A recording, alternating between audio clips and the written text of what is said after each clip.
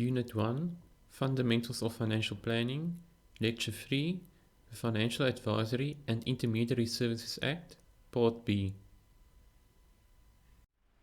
Financial Advisory and Intermediary Services Act, Part B. The administration of the FACE Act falls under the FSCA, or the Financial Sector Conduct Authority, formerly known as the FSB, or Financial Services Board. This is an independent institution established to oversee the non-banking financial services industry of South Africa.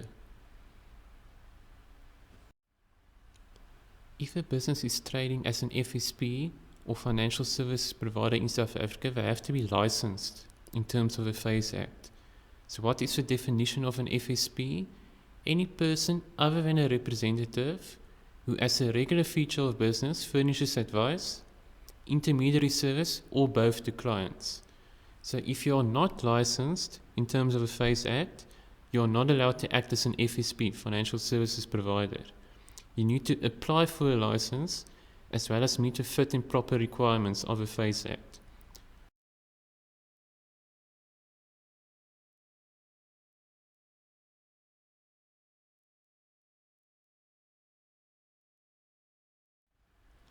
What are the general issues around licenses? Can a license be refused? Yes, but the applicant has to be notified and given reasons for such a refusal.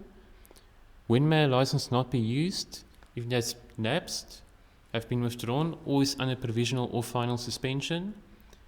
How and where should licenses be displayed? A certified copy should be displayed under all business premises, and reference to the license should be made in all business documentation, advertisements, or promotional material, and the license should be available immediately upon request.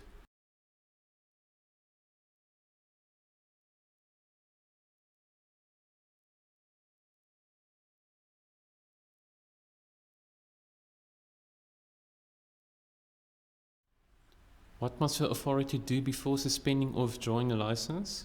They should inform the FSP, allow the FSP an opportunity to respond, and it should be published in the Government Gazette. What's the difference between lapsing a license and withdrawal or suspension of a license? When a license is withdrawn, they are debarred from applying for a period, so meaning the FSP cannot apply again for a license for a certain period of time.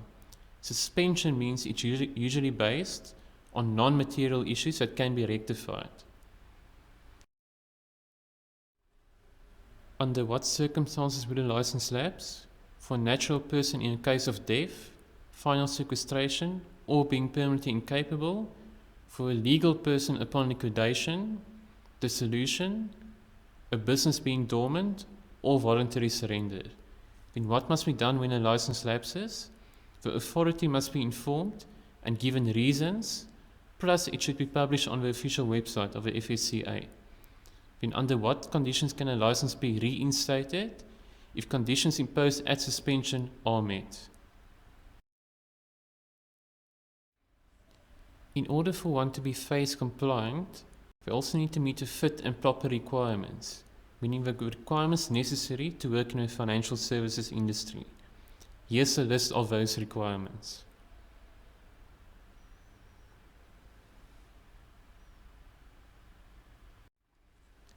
Based whether on you operate as an FSP, a key individual, or a representative in terms of the FACE Act. Certain fit and proper requirements may apply to you, others may not. And here's a comparison between the three categories.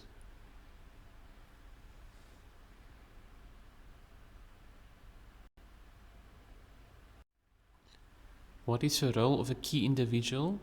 Just to give you a recap, we said the definition of a key individual is any natural person responsible for managing and overseeing the activities of a corporate relating to the rendering of financial advice. So that's the role and responsibility of a key individual. Then we also discuss what fit and proper requirements need to be met by a key individual, and these are the areas which they are responsible for.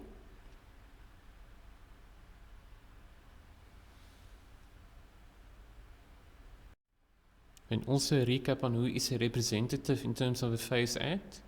We said it's a person who renders financial services on behalf of a FSP to clients. So their role is to provide a financial service to the clients of the FSP. Do they need to be licensed by the FSCA? No, but they do need to meet some of the fit and proper requirements. And lastly, we say they act on behalf of the FSP. So ultimately, the FSP is responsible for the actions of a representative. The authority may also use certain enforcement mechanisms to ensure that the person is FACE compliant. These are penalties provided in the FACE Act, complaints-driven inspections, or scheduled on-site visits and inspections. And if a person is non-compliant, the authority has right to issue a fine not exceeding 500,000 Rand or 5 years imprisonment if regulations are not met. Or if multiple sections are contravened, a fine not exceeding 10 million Rand or imprisonment not exceeding 10 years or both. The purpose of the Code of Conduct of the FACE Act is to prescribe minimum standards of professional behavior considered to be reasonable of FSPs, key individuals and representatives. What is the importance of the FACE Code of Conduct? It allows clients to make informed decisions, ensure that clients are appropriately and suitably satisfied, requires FSPs to act honestly and fairly with due skill, care and diligence towards their clients, allows the FSP to make adequate disclosures to their client, adequate and appropriate record keeping, and lastly, proper safekeeping of documents.